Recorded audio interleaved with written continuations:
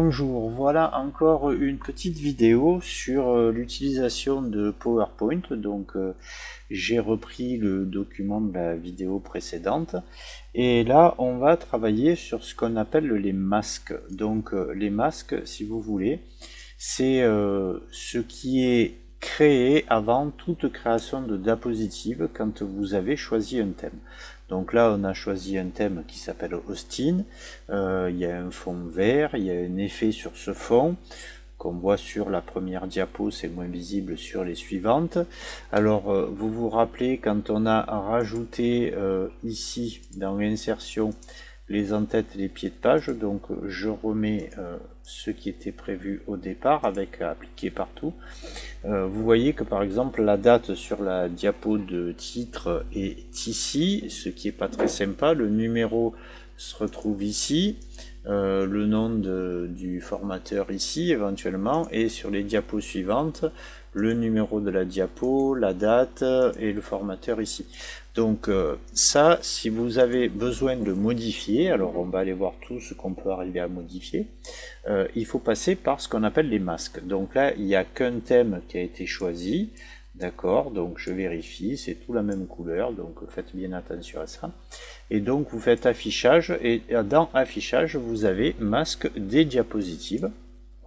Et donc sur le côté ici, vous avez, on va dire, un nombre incalculable de masques qui interviennent dans votre présentation, enfin qui interviennent ou pas. En fait, quand vous pointez un des masques, vous avez ici est utilisé par la diapositive numéro 1, ici par la 2, la 4 et la 6, aucune diapo, là la 3, là aucune diapo, 7 et 8 c'est titre seul.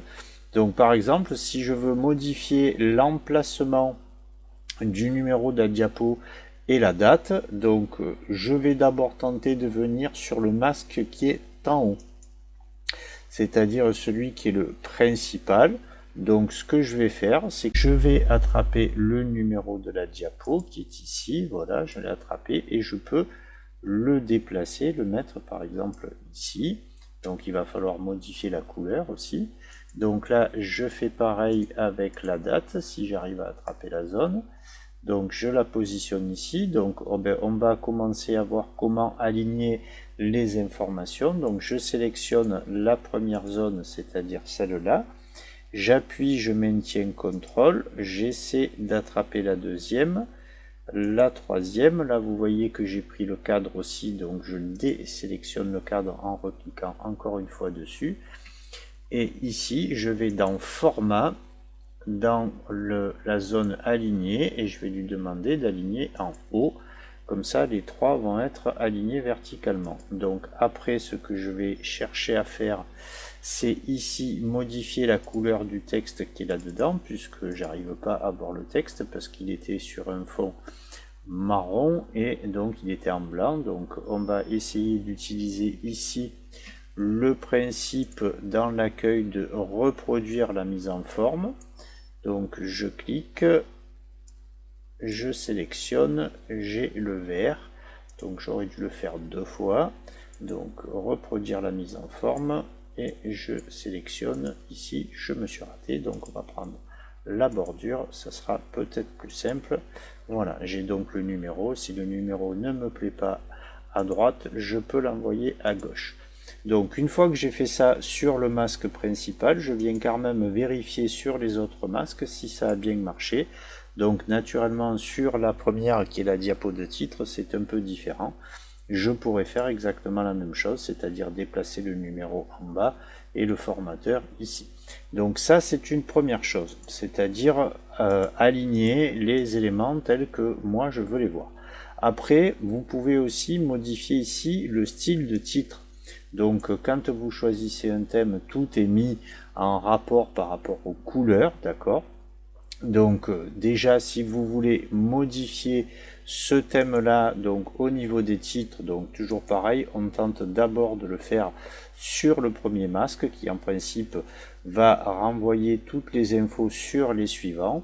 Donc là par exemple, je vais décider que le titre ce n'est plus du Century Gothic, mais par exemple de l'Arial Black, et qu'il est plus vert comme ça, mais qu'il est vert un peu plus foncé. Donc si vous voulez modifier par exemple le thème au niveau des couleurs, donc quand il n'y a aucun élément de sélectionné, d'accord, si je tombe si je sélectionne un élément, donc là je n'ai plus le même format, donc je clique en dehors, et donc vous avez ici des dégradés de couleurs qui vont vous permettre de modifier la totalité des couleurs qui interviennent. Donc voilà, ça peut permettre de s'en sortir. On reste donc sur Steam. Bon, en gros, ce qu'il fait, c'est qu'il va récupérer le thème, mais utiliser les couleurs qui sont dans les autres. Voilà, donc ça permet d'avoir une unité sur votre document. Donc, si j'ai envie de changer le style de l'arrière-plan, par exemple ici, c'était un dégradé de haut en bas, je peux faire des traits. Je peux aussi choisir de dire mise en forme de l'arrière-plan. Et par exemple, plutôt que d'avoir ce vert-là, mettre un fond avec votre propre image. Donc là, je vais chercher une image qui va être donc stockée sur le bureau et ici dans PowerPoint. Par exemple, je vais mettre celle-là. Voilà, donc vous voyez qu'il y a encore un effet. Si je vais voir, donc je vais faire fermer.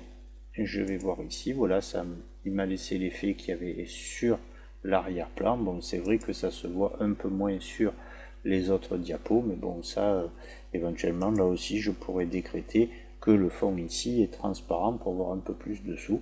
Mais bon, ça, c'est vous qui voyez. Donc, après, qu'est-ce que je peux faire en continuant là-dessus? Donc, je peux, par exemple, lui dire qu'au niveau des puces, celle-là ne m'intéresse pas, je veux d'autres puces. Donc, je vais ici dire que dans le format, enfin, on va plutôt passer par là, dans le format des puces, ici, voilà, il a opté pour les petits ronds, donc je pourrais venir sur des petits carrés. Je peux tenter aussi de faire puces et numéros, de personnaliser les puces. Alors là, on va choisir la police winding, c'est quelque chose qu'on fait à l'intérieur de Word aussi. Voilà, je vais mettre par exemple la petite main. Voilà, une fois que j'ai fait ça, bon, c'est en vert, donc je peux aussi décréter que ce soit plus foncé. Je valide, et là j'ai la petite main qui pointe ici pour changer les puces. Et toujours pareil, je l'ai fait sur le premier, je vérifie que sur les autres, il n'y a pas de souci, donc là il n'y a pas de puce, ça a bien marché. Donc voilà, l'avantage de travailler sur les masques, c'est que vous allez pouvoir faire ce que vous voulez sur la totalité du diaporama. Alors je reviendrai juste un peu sur ce que nous avons fait dans la vidéo précédente, le fait de mettre un lien hypertexte qui renvoie vers Google par exemple. Alors voilà, je vais lever le fond que j'ai mis là pour retrouver quelque chose de plus uniforme comme c'était au départ. Et donc ce qu'on va faire, c'est que c'est dans le masque qu'on va travailler pour rajouter par exemple un petit logo qui me permettrait d'aller sur internet. Donc là on va insérer une image pour changer de la fois précédente. Donc ici je vais mettre par exemple le logo de Chrome, que je vais pas mettre aussi grand, je vais le mettre dans un coin ici. Voilà, donc là je vais décréter que je fais un lien hypertexte qui est une page web, donc c'est présenté un peu différemment. Et là, je vais mettre www.google.fr.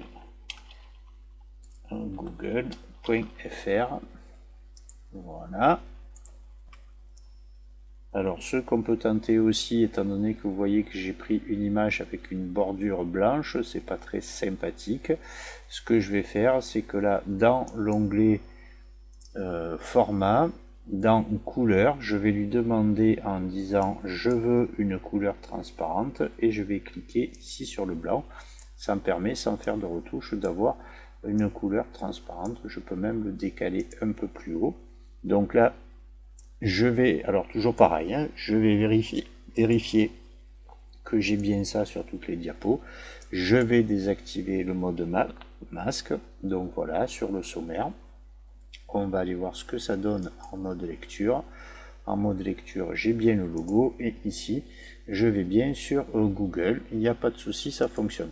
Donc, le principe, c'est de travailler avec les masques lorsque vous avez fini votre document. S'il y a quelque chose que vous voulez changer sur la totalité du document, alors ça peut être juste changer le thème, là il suffit d'aller dans l'onglet création. Si vous voulez améliorer le thème en mettant vos propres images en fond, le plus simple c'est de passer par les masques. Une fois que vous avez modifié le masque, vous sortez du mode masque et vous retrouvez vos modifications. Donc par contre, attention, si à un moment donné vous avez décidé par exemple en mode trieuse de diapos qu'une diapo sur deux était dans un autre thème, donc ça je vais juste vous le remontrer. Donc le sommaire, les objectifs, les prérequis et le Excel tableau par exemple. Donc là c'est une sélection de 4 diapositives avec la touche CTRL appuyée.